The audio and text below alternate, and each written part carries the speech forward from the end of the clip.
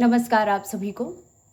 आज से श्रवण मास यानी कि सावन के महीने की शुरुआत हो चुकी है। तो सबसे पहले आप सभी को श्रवण मास की हार्दिक शुभकामनाएं। क्या विशेषता है इस सावन के महीने की, इस श्रवण मास की?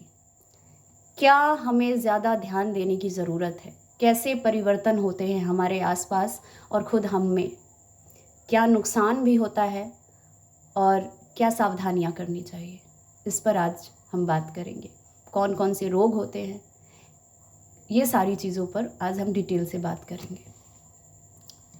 श्रवण मास यानी कि सावन का महीना, इसमें आप देख सकते हैं कि आपके बाहरी ब्रह्मांड में भी और सेम आपके भीतर के ब्रह्मांड में भी सूर्य यानी कि सूरज की रोशनी कमज़ोर होती है, हम तक कम पहुंचती है। ठीक उसी प्रकार हमारे भीतर भी कम होती है। हमारे भीतर जो पैनक्रिया है वो कमज़ोर होती है, जिसकी वजह से और किस कारण हमारे अंदर मुख्य रूप से आकाश तत्व और उसके बाद अग्नि तत्व के कमज़ोर होने से। तो सबसे पहले सबसे ज़्यादा हमारे अंदर स्पेस एलिमेंट आकाश तत्व कमज़ोर पड़ता है। वायु तत्व ज़रूरत से ज़्यादा घूमती है, ठीक, जिसमें से शीत ठंडी। तो ऐसे में क्या होता है कि हमारे अंदर जो है ना, मन की चंचलता बढ़ जाती है और डाइजेशन कमज़ोर होता है। अग्नि यानी कि सूर्य यानी कि आकाश तत्व के मुख्य रूप से कमज़ोर होने के कारण हमारे अंदर जो है कई चीज़ों की कमी होती है, जैसे कि मन के कॉन्शियस होने की, मतलब सतर्क रहने की, अवेयर रहने की, क्विक रिएक्ट करने की क्षमता कम हो जाती है, ठीक है। और विवेक वृत्ति भी कमज़ोर होती है, यानी कि जिसको अगर ज्योतिष की भाषा में बात करें तो बृहस्पति और बुध, ये दोनों इस दौरान कमज़ोर होते हैं। सिर्फ किस कारण से? स्पेस एलिमेंट आकाश तत्व के कमज़ोर होने के कारण, ठीक है। और मन ज़्यादा चंचल रहता है, तो इससे ये होता है कि हमारे अंदर गंदगी भी ज़्यादा बढ़ जाती है, क्योंकि गंदगी को साफ करने के लिए जो सबसे इम्पॉर्टेंट एलिमेंट होता है हमारे अंदर, दैट इज़ स्पेस एलिमेंट, वो कमज़ोर होता है, ठीक है। तो ऐसे में क्या होता है, सबसे पहला तो मैंने बता दिया कि हमारी कॉन्शियसनेस कमज़ोर होती है, ठीक, क्योंकि स्पेस एलिमेंट कम है। और क्या रोग होते हैं, जैसे जिन लोगों को पेट की समस्या है, डाइजेशन की समस्या, डाइजेशन कमज़ोर होता है, तो जिन लोगों को ऑलरेडी डाइजेस्टिव प्रॉब्लम्स हैं, जिन लोगों को ऑलरेडी आंतों से जुड़ी, पेट से जुड़ी, है ना, मधुमेह की समस्या जो है, ये सारी समस्याएं बढ़ती हैं, ठीक है। जिन लोगों को फियर लगता है, डर लगता है, अनजाना डर लगता है ना, वो चीज़ें बढ़ती हैं। एक अनजाना सा डर होता है, पता ही नहीं किससे डर रहे लेकिन डरते हैं। ये सारी मानसिक समस्याएं भी बढ़ती हैं, विषाद वायु भी बढ़ती है, ठीक है, क्योंकि वायु दूषित होती है हमारी। तो और स्किन प्रॉब्लम्स भी होती है, यानी दांत, खाज, खुजली, स्किन पर चकत्ते, ये सारी समस्याएं भी बढ़ती हैं। तो अब ऐसे में हमें क्या सावधानियां करनी चाहिए? सबसे पहला तो जो हमारे प्राचीन काल से हमको एक सलाह दी जाती है कि ज़्यादा से ज़्यादा ध्यान साधना करनी है, शिव जी की उपासना करनी है। शिव जी कौन हैं? जो पूरे सृष्टि के मालिक हैं, जो मुख्य रूप से व्योम तत्व के मालिक हैं, आकाश तत्व के मालिक हैं, स्पेस एलिमेंट के मालिक हैं। इसीलिए खुद सांप भी उनके शिवलिंग तक आता है। किस लिए आता है? आकाश तत्व को ग्रहण करने के लिए, ठीक है। तो सांप कोई भगवान नहीं है, वो उसको खुद ज़रूरत पड़ती है आकाश तत्व को, स्पेस एलिमेंट को ग्रहण करने की, वही उसके जिंदा रहने का सोर्स होता है, इसलिए आता है, ठीक। तो भगवान शिव की आराधना करना है, मुख्य रूप से ध्यान साधना करना है, क्योंकि ध्यान साधना ही वो टेक्निक है जिससे आप हजारों विषयों से अपने मन को हटा करके एक पॉइंट पर अपने मन को फोकस करते हैं, जिससे कि आपके अंदर स्पेस एलिमेंट यानी कि व्योम तत्व बढ़ता है। आप ज़्यादा कॉन्शियस रहते हैं, आपको अपने साथ होने वाली चीज़ों की, घटनाओं की इंट्यूशन हो जाती है और आप उस परिस्थिति में कैसा रिएक्ट करना है, कैसे अपने आप को प्रोटेक्ट करना है, इसकी आप में बुद्धि बढ़ जाती है। ठीक है, इसलिए ध्यान साधना इतना इम्पॉर्टेंट होता है। तो ये चीज़ें होती हैं, ऐसा करने से आपके अंदर इतने सारे फायदे होते हैं। इसलिए मुख्य रूप से भगवान शिव की आराधना करने के लिए कहा जाता है। चूंकि ऑलरेडी आपका डाइजेस्टिव सिस्टम कमज़ोर है, तो विशेष रूप से कहा जाता है, देखिए हम लोग तो वैसे भी साधक लोग हैं, तो हम लोग तो वैसे भी पूरे साल जो है सात्विक ही खाते हैं, हम लोग वैसे भी तामसिक नहीं खाते, राजसिक वैसे भी अवॉइड करते हैं।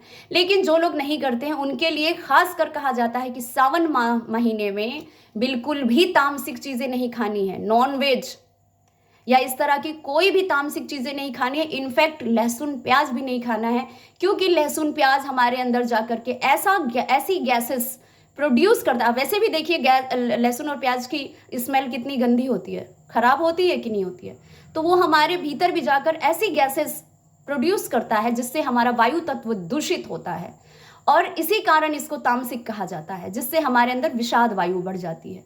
मतलब हमारे अंदर जो है वायु की अशुद्धि बढ़ जाती है, इसलिए इसको तामसिक कहा गया है। इसलिए सावन में इसको भी छोड़ने के लिए कहा जाता है, तो इसको भी नहीं ग्रहण करना है।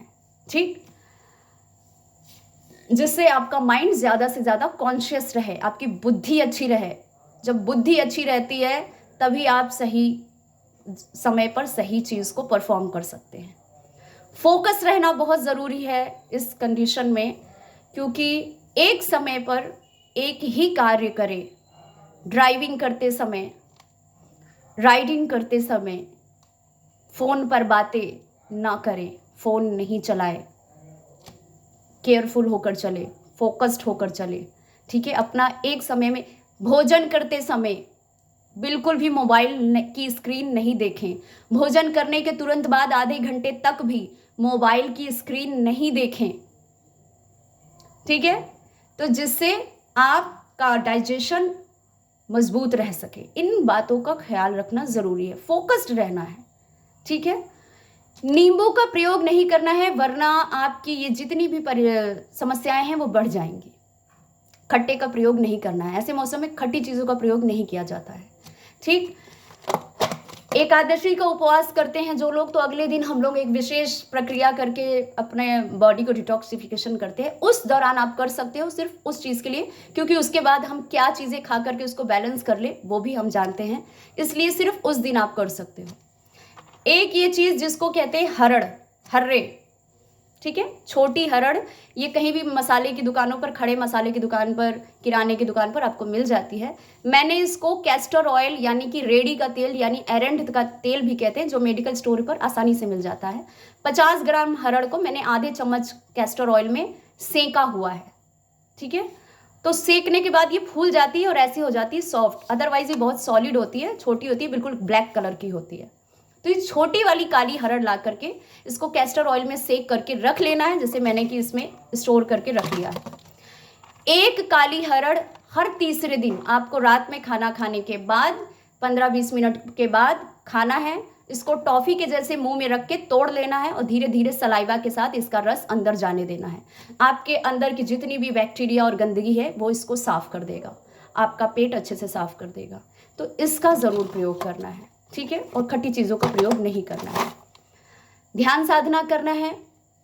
इस सावन मास में विशेष करके एल्यूमिनियम के बर्तन का प्रयोग नहीं करना है, पीतल के बर्तन का ज़्यादा प्रयोग करना है। पीतल की थाली में खाइए विशेष रूप से। ठीक है, और जैसा कि अष्टमी तिथि और ऑलरेडी मैं बता चुकी हूँ कि बेलपत्री शिव पर चढ़ाने के लिए, शिवलिंग पर चढ़ाने के लिए इसीलिए कहा जाता है कि इस महीने में आप बेलपत्री का प्रयोग ज़रूर करें। ठीक है, बेलपत्री का भी हफ्ते में 3 दिन आप प्रयोग कर सकते हैं। 3 बेलपत्री पीस करके, बिल्कुल सॉफ्ट वाली, नरम वाली पीस करके सुबह खाली पेट खाएं, पी लें उसको। तो बेलपत्री का प्रयोग करना इसलिए सिखाया जाता है। हल्दी के पानी का प्रयोग भी आप क्या कीजिए, 1 गिलास पानी में 1 से 1.5 चुटकी हल्दी डाल करके उसको 2-3 मिनट गुनगुना कर लीजिए। फिर उसको नॉर्मल टेम्परेचर पर आने दीजिए, ठंडा होने दीजिए, मतलब रूम टेम्परेचर पर आने दीजिए, न ठंडा न गर्म, और इसको सुबह खाली पेट छान करके पी लीजिए। ये ज़रूर करना है। ठीक है, तो ये कुछ सावधानियां हैं, विशेषता है जो आपको बरतनी चाहिए, समझनी चाहिए और अपने आप को स्वस्थ, सलामत, एक्टिव रखना चाहिए। ठीक है? और कोई भी समस्या हो, अगर आप मुझसे पर्सनली कंसल्टेशन लेना चाहते हैं तो मैं कैप्शन में, मतलब नीचे हमारा जो एक डिटेल लिखा होता है उसमें, यानी जो एक्स्ट्रा जहाँ पर हम इंफॉर्मेशन दे सकते हैं वहाँ पर मैं अपनी ईमेल आईडी लिख देती हूँ। आप ईमेल आईडी से ईमेल सेंड करके मुझसे कांटेक्ट कर सकते हैं। नमस्कार।